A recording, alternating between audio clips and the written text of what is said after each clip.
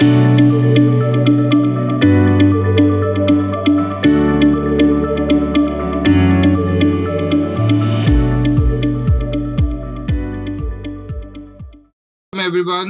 Today on HEXATalk, our focus is going to be internal audit, data, and ESG.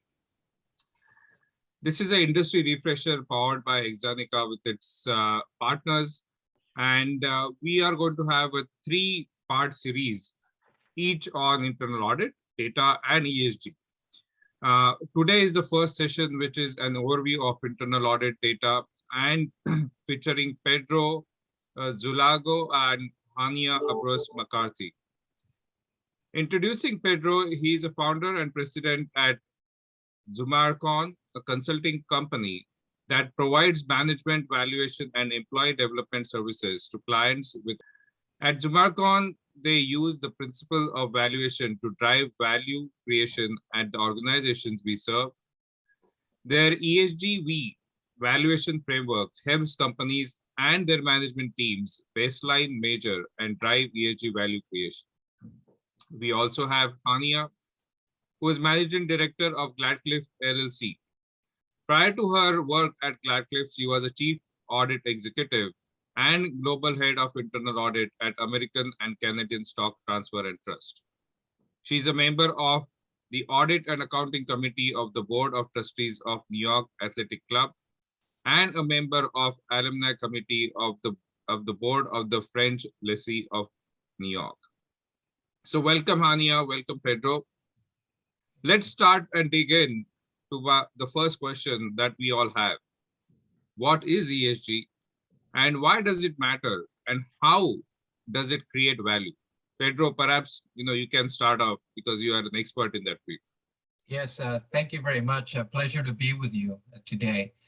So ESG is an abbreviation formed from the letters of the words environmental, social, and governance. The purpose of ESG is to drive companies to operate in ways that not only have the purpose of maximizing shareholder value, but also consider the impacts and needs of all stakeholders.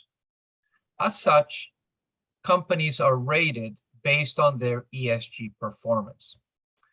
So digging a little deeper, from an environmental perspective, the environmental impact is rated in categories such as carbon footprint, waste management, and water usage, amongst others.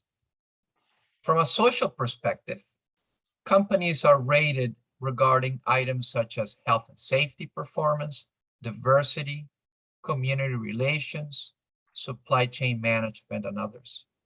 And then from a governance perspective, companies are rated regarding ethical considerations, executive compensation, and capital allocation and compliance, amongst others. The reason that it matters is because society, including investors, understand, appreciate, and now support the need for companies to drive towards corporate performance and behavior that considers and addresses the needs of our stakeholders. Companies want to be sustainable, and ESG is a foundation for that. Capital is the lifeblood of companies. Investor capital is now flowing more and more to companies with sound ESG policies and practices. As such, recognizing that companies need capital to be sustainable, it is in the company's best interest to become more ESG friendly. And regarding value, when you have a win-win-win framework where the shareholders benefit, society benefit, the communities benefit, employees benefit, that drives and facilitates value creation across the whole entity and therefore sustainability.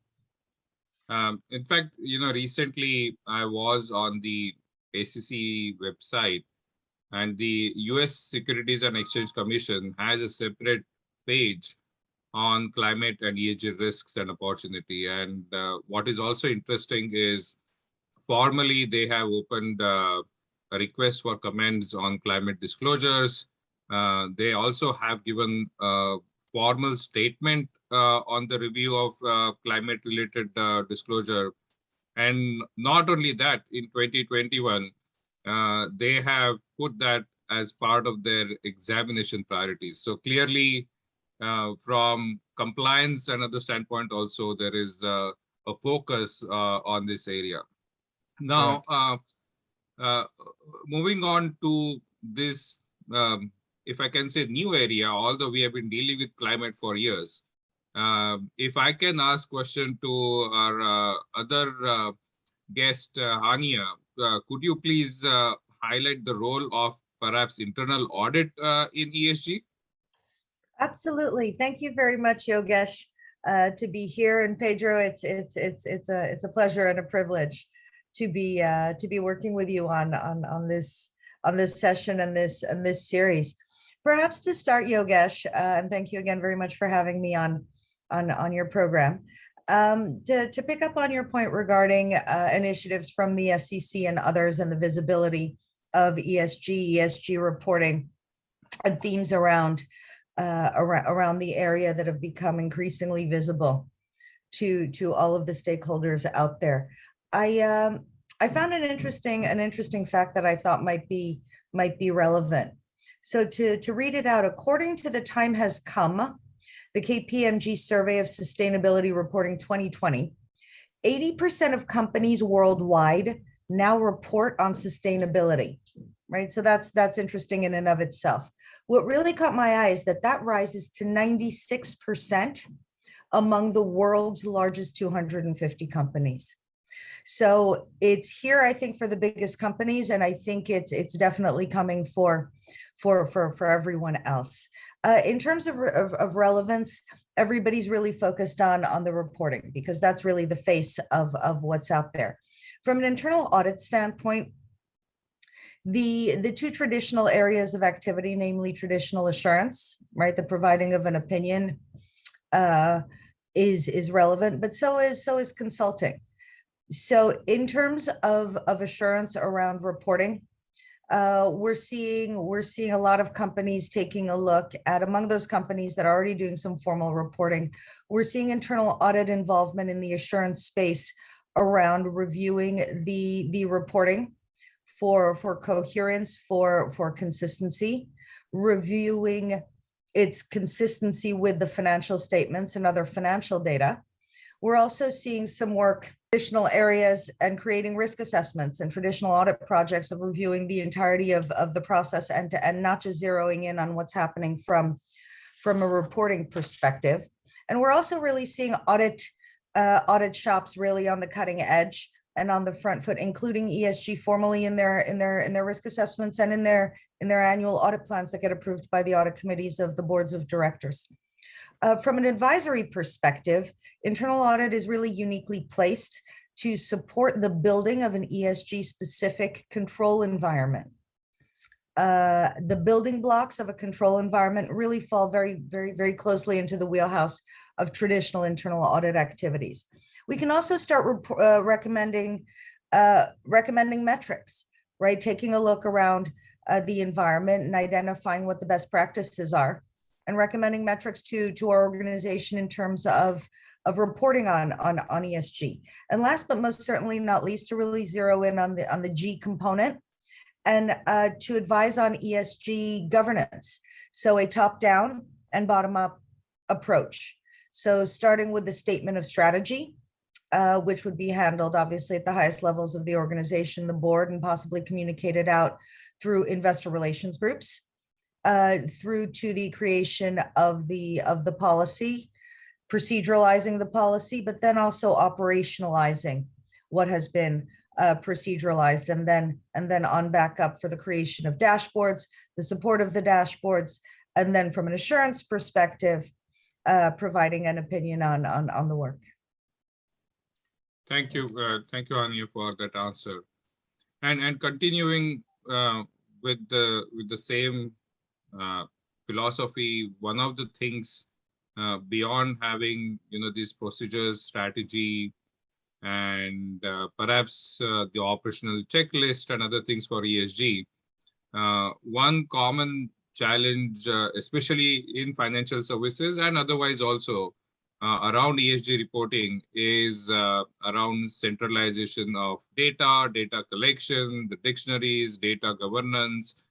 So that topic has been on the forefront. In fact, when the regulators are even looking at it, data has been a point of discussion. So if I can ask both of you, perhaps, what role does data play in all this? Well, from an internal audit standpoint, we're definitely seeing internal audit activities zeroing in on data as being critical to all of their activities. In terms of model, internal audit shops are opting for either a center of excellence around data, or really or alternatively looking to move the needle on their internal audit shops culture, and really having everyone in the internal audit team starting to think about their activities, from risk assessment to designing of the audit plan, to implementation of the audit plan, to follow up on the audit findings, to really go from sample-based approaches to full population approaches, including starting to quantify our findings, which is obviously a very big value add in terms of the audit committee's view on internal audit output. Data is critical to ESG. Much of the reporting attempts around ESG for public and non-public companies within financial services and also outside of financial services really focuses in on quantifying the different components of E, S, and G. So from that perspective, clearly data is critical. As you know, as we all know, garbage in, garbage out, right? It's all about making sure that your data is both complete, it's accurate, and that there's an environment within the organization that values the data and treats it as the asset that it is. Yeah, absolutely. And adding to what Hania was mentioning, and I'm going to borrow this from excellence and valuation. Excellent valuations tie narrative to numbers. And, as you look at companies where you have an ESG narrative, effectively, what is it that we're going to do, or that we're saying we're going to do for our company to be sustainable, then the data provides the numbers where we can tie to that. And one thing we consider very important is to embed this operationally, because at the end of the day, ESG is about how it happens in operations, and they make it happen. So essentially, as Hania was mentioning, going top down and bottom up, as we're able to identify what data matters, what is the important data, and then measure that data, is the way we can check the baseline of where we are from an ESG perspective, and then look at the value creation of ESG over time. Absolutely. I think this was a good summary of three main points we discussed today. One was overview or highlight that Pedro gave. Second was the internal audit role that Hania provided, and the role of data that we both you both spoke about. Now, what at the closing comment that I would definitely like to reiterate is ESG is not an option anymore. It's not a topic, as the statistics was discussed in this session. Clearly, banks or financial institutions or industry at large are adopting. That is a clear signal. Soon there is going to be a comments period that will get over. So ESG disclosures, ESG reporting also is not going to be an option. Institutions taking active, proactive steps in this is highly welcomed. But here, Pedro and Hania are representing their respective organizations. If you have any questions, you can absolutely reach out to Pedro and Hania. Both Zumacon is at the forefront, as well as from internal audit perspective, Gladcliffe is at the forefront of this particular topic especially. So feel free to reach out if you have any question on ESGV, which is the evaluation framework, as well as if you have any questions on how to set up operational reporting, checklist, or any other question that you have to any of the guests that we have here today. So with that, let's close down this with any closing comments that I have. One thing that I would say is please go to the SEC framework of ESG. There are other standards that they have mentioned that they are going to be adopt. There are task force frameworks also. So there is a lot content already there. So please go and look at that content. But Pedro and Hania, if you have any closing comments for our audience for today's session, please feel free to do so. Sure. Hania? Thank you very much. Again, thank you very much for having me, and Pedro, it's a pleasure working with you on this session and the first of a series of 3. Looking forward to the other 2. In summary, I think that for internal audit shops and chief audit executives, the ESG world is really moving from a nice to have to a very compliance-focused area, right? I think it really needs to start appearing in our risk assessments. It needs to start appearing in our audit plans. We need to be partnering very, very closely with the different areas of the governance structure in our organizations, from the board to management, and even starting to roll it into the individual audits that we're working on. And yeah, it's not just coming, it's here with the numbers that are out there in terms of the companies that are already reporting. Reputational risk is potentially very, very significant in a misrepresentation or even potentially a misstatement. So internal audit needs to start getting its feet wet to the extent it hasn't already. Thank you, Hania. Pedro? Excellent. Yes, thank you. And and we thank you again for the opportunity to be with you today. And in closing, this view of ESG from a holistic perspective, incorporating internal audit, including operations, including sort of the win-win of across all stakeholders. We believe that this is the way that, rather than checking boxes about ESG, we make ESG happen within the companies, so at the end value is created across all parties, from the employees to the shareholders to the communities. And so we believe there's a wonderful opportunity to make this happen. Thank you for the closing comments, Pedro and Hania.